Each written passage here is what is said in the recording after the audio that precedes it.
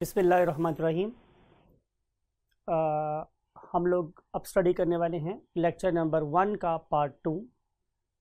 और you know very well कि हम स्टडी कर रहे हैं बायोलॉजी, और बायोलॉजी का हम चैप्टर स्टडी कर रहे हैं 5 टॉपिक है वैरायटी ऑफ लाइफ। और इसका जो अब सब टॉपिक आज हम स्टडी करने वाले हैं उसका नाम है 2 to 5 kingdom system of classification.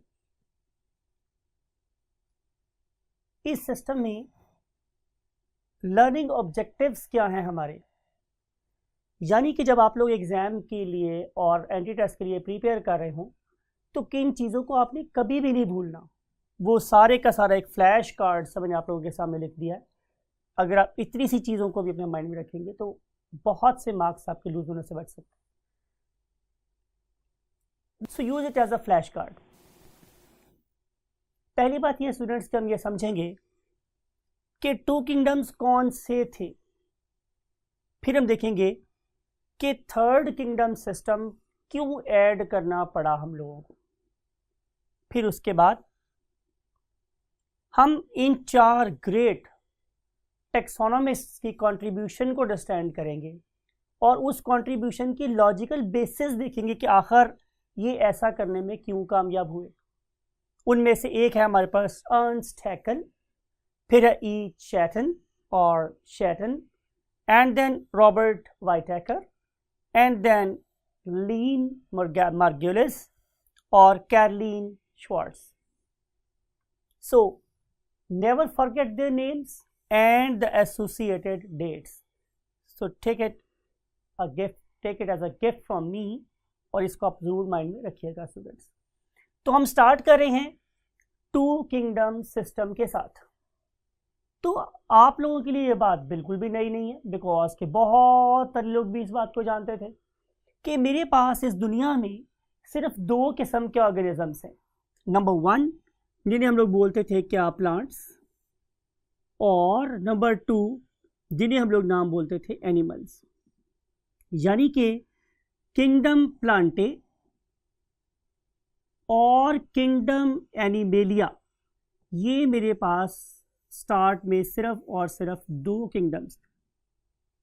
Now question ये था स्टूडेंट्स कि हम किन ऑर्गेनिज्म को उठा के प्लांटे में प्लेस करें और किन ऑर्गेनिजम्स को उठा के किंगडम एनिमेलिया में प्लेस करूं।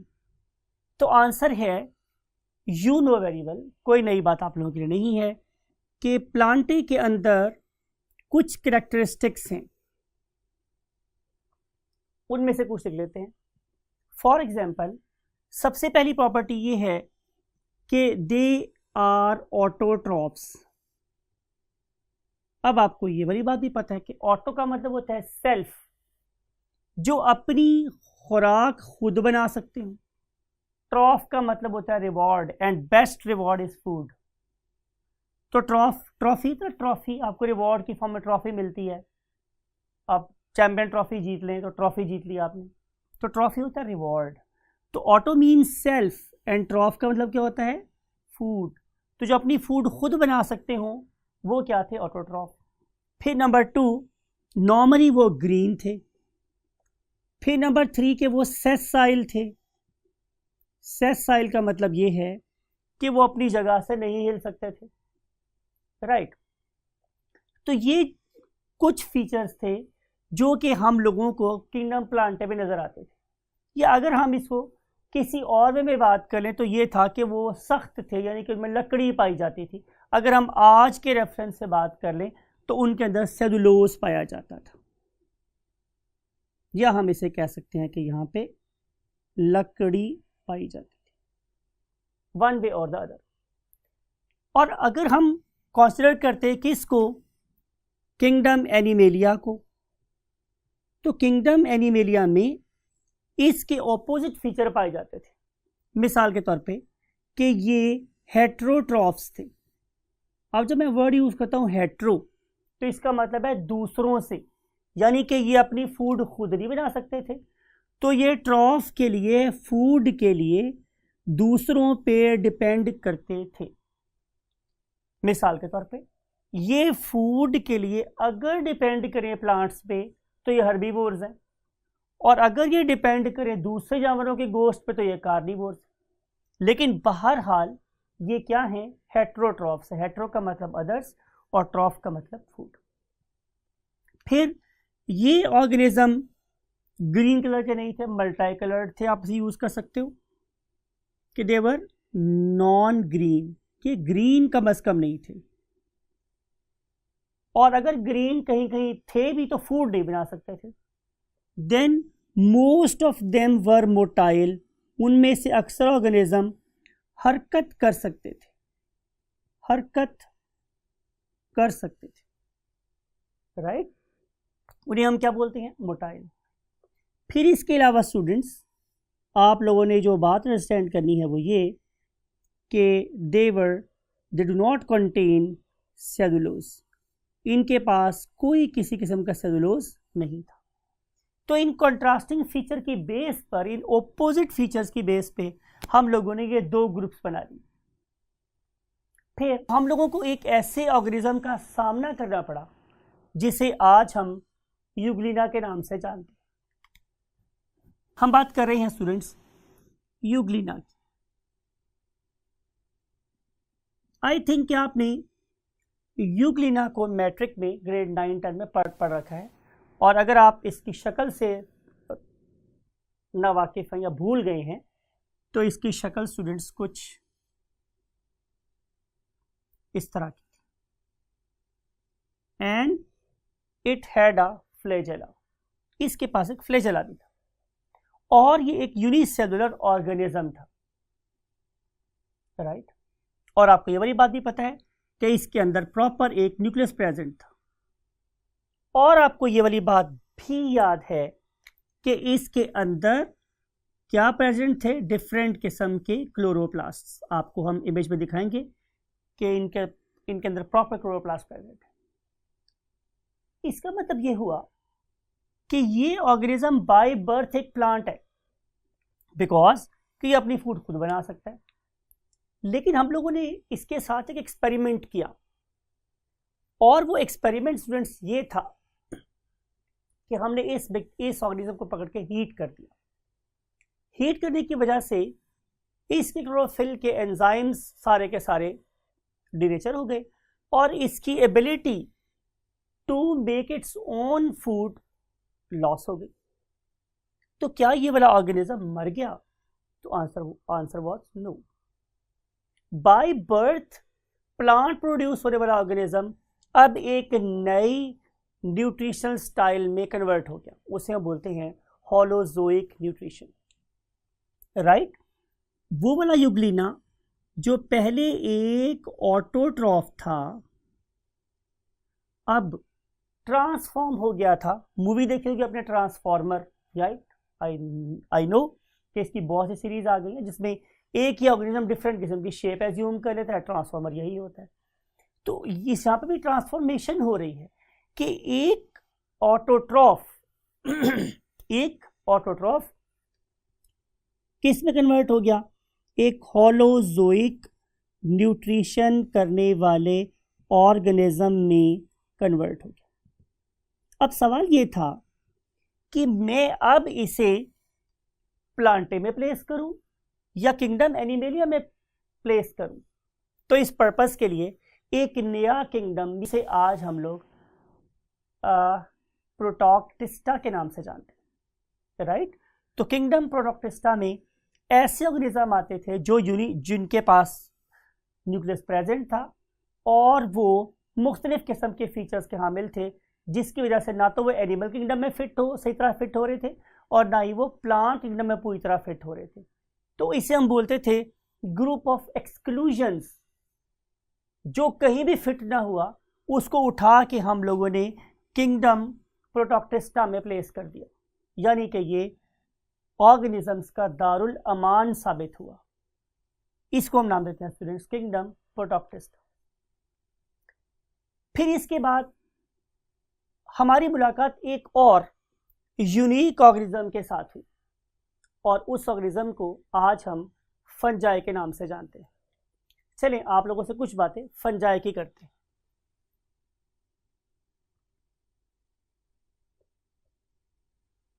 राइट। अब आप जरा फंजाई को गौर से देखें। आप लोगों का क्या ख्याल है कि फंजाई एक प्लांट है या एनिमल? मेरा ख्याल है कि आप में से अक्सर लोग ये बोलेंगे कि ये प्लांट है। क्यों? कि ये नॉर्मली स्टैटिक रहता है। अगर आप जिस फंजाई से बहुत ज़्यादा फेमिलियर हैं, अगर आप उसकी शक्ल देखें जिसे हम मशरूम बोलते हैं, तो उस पर्टिकुलर मशरूम की शेप भी कुछ इस तरह की होती। ये वाला ऑर्गेनिज्म आप लोगों को बरसात के बाद आमतौर पर रॉटन मीन्स गलने सड़ने वाले दरख्तों के तनों पर या गाय के डंग पर आपको नज़र आ सकता है। इसे हम क्या बोलते हैं? मशरूम। अब मुझे भी याद है, छोटे होते हम यही समझते थे कि ये एक प्लांट है, लेकिन क्या आप और मैं सही समझ रहे हैं या सही समझते थे? तो आंसर इज नो, बिकॉज कि इसके अंदर तो प्लांट वाली एक बहुत यूनिक खूबी ही नहीं है। और वो क्या था स्टूडेंट्स? यस, कि ये ऑटोट्रॉफ नहीं है, ये तो अपनी फूड खुद बना ही नहीं सकता। हमने ये कैसे पहचाना? भाई ग्रीन नहीं है। अगर ये फोटोसिंथेटिक होता तो इसका कलर कैसा होता? ग्रीन होता। अब ये ग्रीन तो है ही नहीं, लेकिन हमारी सेटिस्फेक्शन नहीं हुई। हम लोगों ने रिसर्च को आगे बढ़ाया, रिसर्च को आगे बढ़ा के हमें ये पता चला कि यस, हमारा परसेप्शन बिल्कुल ठीक है, ये तो ऑटोट्रॉफिक न्यूट्रिशन करता ही नहीं है, बल्कि इसकी न्यूट्रिशन का तो अपना एक यूनिक स्टाइल है। उस डिफरेंट से स्टाइल को हम लोग नाम देते हैं absorptive mode of nutrition. Absorptive mode of nutrition. इसका मतलब क्या होगा? इसका मतलब ये है कि ये एक्स्ट्रा सोमल डाइजेशन कर रहे हैं। मैं वर्ड यूज कर रहा हूं स्टूडेंट्स आप लोगों के लिए, एक्स्ट्रा सोमल। सोमा का मतलब होता है बॉडी, एक्स्ट्रा सोमल अपनी बॉडी से बाहर डाइजेस्ट करते। आप हैं, आप नान खा रहे हैं, तो उसकी डाइजेशन आप लोगों के थोड़ी सी मुंह में और बाकी हम लोगों की स्मॉल इंटेस्टाइन में हो रही होती, यानी कि डाइजेशन आप लोगों की बॉडी के अंदर हो रही है। लेकिन इस केस में ऐसा नहीं हो रहा। ये वाले ऑर्गेनिजम्स अपने डाइजेस्टिव एंजाइम को बॉडी से बाहर रिलीज करते हैं, और जब चीज़ डाइजेस्ट हो जाती है तो फिर उस डाइजेस्टेड फूड को एब्जॉर्ब करते हैं, राइट? इसीलिए हमने इसे नाम क्या दिया? एब्जॉर्प्टिव मोड ऑफ न्यूट्रिशन, यानी कि ये एब्जॉर्बेबल चीज़ को ही इंजेस्ट करते हैं, खाओ से बॉडी से बाहर डाइजेस्ट करना पड़े, राइट? फिर उसके बाद हमने ये देखा कि इनके पास तो सेलुलोज भी नहीं है, यानी कि ये फोटोसिंथेसिस भी नहीं कर सकते थे। फोटोसिंथेसिस तो ये कर ही नहीं सकते थे। फिर इनके पास सेलुलोज भी नहीं था। भाई अगर सेलुलोज भी नहीं है तो फिर क्या है इनके पास? तो आंसर इज काइटिन। तो इनकी जो सेल वॉल है it is made up of chitin. तो काइटिन जैसी चीज एनिमल्स के पास नहीं थी, राइट? तो मुझे ये पता चल रहा है कि ये कुछ ऐसी प्रॉब्लम्स हमारे पास आ गई जिसकी वजह से हम लोगों को किंगडम फंजाई एक और किंगडम इसके अंदर इंसर्ट करना पड़ गया, राइट?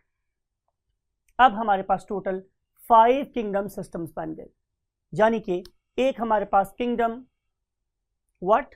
प्रोकैरियोटिक, जिसके अंदर हम लोग ऐसे ऑर्गेनिज्म को शामिल करेंगे कि जिनके पास वेल डिफाइंड और न्यूक्लियर मेम्ब्रेन बाउंडेड न्यूक्लियस नहीं था, राइट?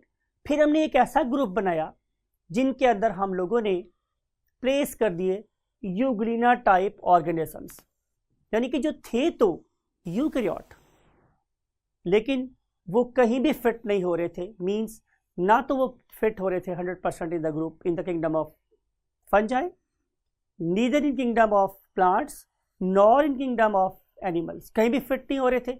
तो हमने उसे उठा के किंगडम प्रोटिस्टा में रख दिया, मींस ग्रुप ऑफ एक्सक्लूजन में रख दिया। और फिर हमने ये बात कही कि ये वाला जो ग्रुप है ये बेसिकली एक एंसेस्टर के तौर पे रोल प्ले कर रहा था, और इस पर्टिकुलर ग्रुप से हमारे पास फाइनली 3 डिफरेंट किंगडम इवॉल्व हुए, राइट? और इस सारी डेवलपमेंट के अंदर जिन 2 साइंटिस्ट को हमें बहुत ज़्यादा सल्यूट करना चाहिए, उनमें से एक डेफिनेटली कौन है? रॉबर्ट वाइटहेकर, एंड देन इसके modifier Lynn Margulis and Karlene Schwartz. इन सब की कंट्रीब्यूशन के वजह से आज हमें इस बात का अंदाज़ा है कि अब हम या मोस्ट बायोलॉजिस्ट जिस किंगडम सिस्टम ऑफ क्लासिफिकेशन को फॉलो कर रहे हैं वो कहलाता है 5 kingdom system of classification, right. इस किंगडम सिस्टम को अंडरस्टैंड करने के लिए आए हम एक लेटेस्ट टेक्निक का सहारा लेते हैं जिसे हम डायनामिक वॉल कहते हैं। हाय स्टूडेंट्स, इसके लिए हमने उसी पर्टिकुलर इमेज का सहारा लिया है जिसे हमने प्रॉपर एनिमेट किया है आप लोगों के लिए, कि जो हम लोगों को रॉबर्ट वाइटेकर और उसके एसोसिएट ने प्रोवाइड किया था।